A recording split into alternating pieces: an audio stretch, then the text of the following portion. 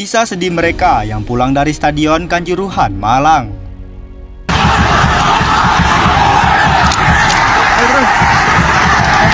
Pak, jangan sampai gas air mata dan kecil, Pak. Bola dikandani, Bro. Iya. Iya, saya keluar. Iya, saya keluar. Tahu jangan dikirim. Iya, saya keluar. Iya, saya.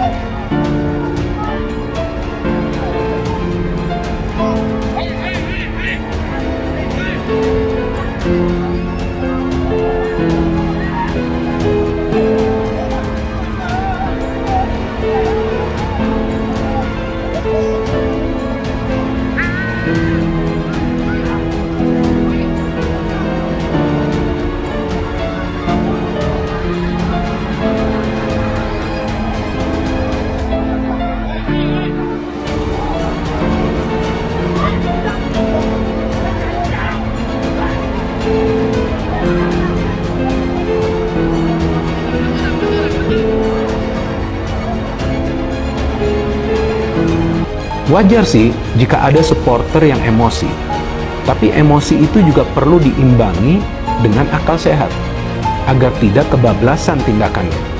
Tapi ketika supporter tidak bisa menerima kekalahan dari timnya sampai harus turun ke atas lapangan, tentu itu adalah hal yang memang tidak diperbolehkan.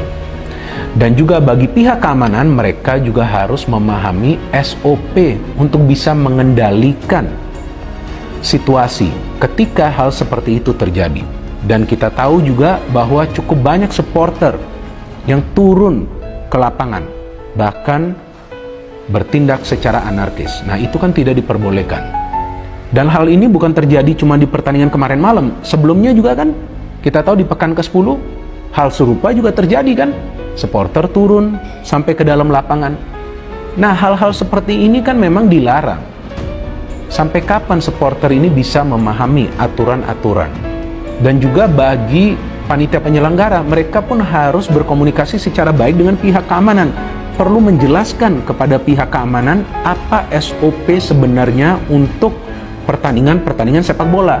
Karena jelas tertuang dalam regulasi FIFA bahwa crowd control gas atau gas air mata untuk mengendalikan kerumunan itu tidak diperbolehkan dalam sebuah pertandingan sepak bola.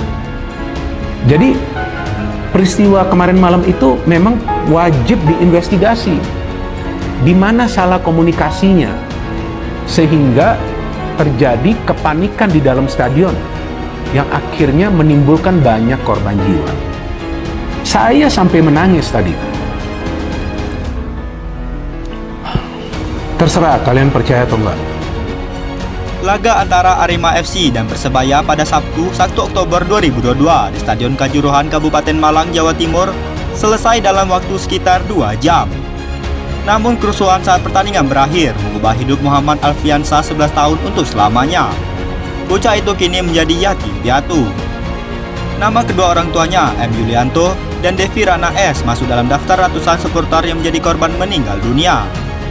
Sang paman Doni mengatakan, di hari tragedi Kanjuruhan terjadi, Alfiansa berlari menghampirinya yang sudah berhasil menyelamatkan diri hingga keluar stadion. Keponakannya itu tampak ketakutan. Suasana di sekitar Stadion Kanjuruhan pada Sabtu 1 Oktober 2022 malam sangat mencekam. Muhammad Alfiansa ini datang menghampiri. Saya tanya kemana kedua orang tuamu? Anak itu menjawab orang tuanya masih di dalam stadion, kata Doni seperti dilansir dari surya.co.id. Menurutnya, Alfian selamat setelah meminta pertolongan pada petugas kepolisian. Sesaat kemudian, Doni melihat tubuh orang tua Alfian yang sudah merupakan saudaranya dibawa keluar stadion. Keduanya dalam kondisi meninggal dunia. Mereka dimakamkan di satu liang lahat. Kemungkinan saudara saya ini jatuh dari tangga tribun, mukanya sudah membiru pucat, katanya. Dia mengatakan, hal itu terjadi lantaran para supporter berdesak-desakan keluar lantaran tembakan gas air mata. Awalnya gas air mata di lapangan dulu, kemudian ditembak ke arah tribun di pintu 12, saya sama lainnya di pintu 14. Gas air matanya kena angin kan jadinya nyebar, tutur Doni. Kisah Rizky pulang dengan sepatu baru. Rizky Dulianto, 19 tahun, warga desa Maron, Kecamatan Maron, Probolinggo, Jawa Timur, benar-benar pulang setelah menyaksikan laga Arema FC versus Persebaya Sabtu 1 Oktober 2022 malam. Dia ditemukan meninggal dunia dengan mengenakan sepasang sepatu baru yang telah lama dia impikan. Dia beli sepatu baru usai diberi uang oleh istri saya. Sepatu baru itu dikenakan Rizky saat menonton Arema FC kemarin, tutur sang ayah Bambang Trisila. Bambang yang kehilangan putranya masih ingat betul saat itu Rizky berangkat bersama 4 temannya mengendarai sepeda motor. Mereka berboncengan menuju Stadion Kanjuruhan untuk mendukung Arema FC berlaga. Sebelum pergi, Rizky yang merupakan mahasiswa unit Jember sempat berpamitan dengan kedua orang tuanya. Bambang tak menyangka hari itu adalah hari yang terakhir dia bertemu dengan putranya. Saat Arema FC bertanding, dia pulang ke rumah untuk berpamitan menonton langsung di Stadion Kanjuruhan, ujarnya lirih. Sebelum berangkat, Rizky juga sempat bertukar kaos Arema dengan sang kakak. Namun anaknya ternyata pulang dalam kondisi tak bernyawa. Rizky dimakamkan di TPU desa setempat pada Minggu 2 Oktober 2022 pagi. Kisah sedih lainnya, antar sahabat pulang dengan ambulans. Muki tak menyangka harus menemani sahabatnya, Faikotul Hikmah, yang pulang tak bernyawa dengan menggunakan mobil ambulans. Padahal baru beberapa jam lalu dia masih memboncengkan sahabatnya itu dengan penuh semangat menuju Stadion Kanjuruhan untuk melihat tim sepak bola kesayangan mereka berlaga. Saya yang bonceng dia, yang jemput dia ke rumah, kata Mukit seperti dikutip dari Surya. Dari Jember, Jawa Timur, mereka tiba bersama puluhan supporter lainnya di stadion pada pukul 16.00 WIB. Namun, mungkin tak bisa masuk lantaran tak memiliki tiket. Sedangkan temannya Faik bisa menyaksikan pertandingan tim berjuluk Singo Edan langsung dari dalam stadion. Sebelum pertandingan bubar, Mukit mendengar situasi di dalam stadion memanas. Saat itu hanya Faik yang ada di pikiran Mukit. Ia pun berupaya mencari sahabatnya tersebut. Saya kontak Faik dan temannya tapi tak bisa. Sebisa mungkin saya berusaha masuk, akhirnya bisa setelah beli tiket di calo, kata dia. Mukit menerobos kerumunan supporter sembari menahan pedihnya asap gas air mata yang ditembakkan aparat. Baru pada pukul 23.30 WIB, Mukit menemukan temannya dengan tubuh telah tertutup kain.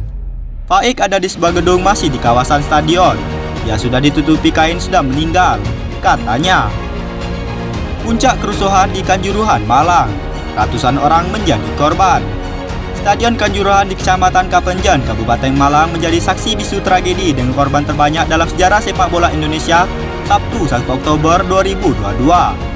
Hingga Minggu 2 Oktober 2022 malam, Dinas Kesehatan Kabupaten Malang merilis ada 125 orang meninggal dunia dalam kejadian tersebut. Pertandingan Arema FC dan Persebaya itu mulainya berjalan lancar. Namun situasi memanas setelah Arema FC kalah. Ribuan supporter mengerengsek ke lapangan. Aparat pun menembakkan gas air mata ke arah tribun. Para supporter berlarian keluar stadion, berjatuhan dari tribun, berdesak-desakan hingga terinjak-injak. Ratusan orang pulang usai laga derby Jatim tersebut berakhir. Bagaimana menurut Anda sobat bola? Tulis dalam kolom komentar.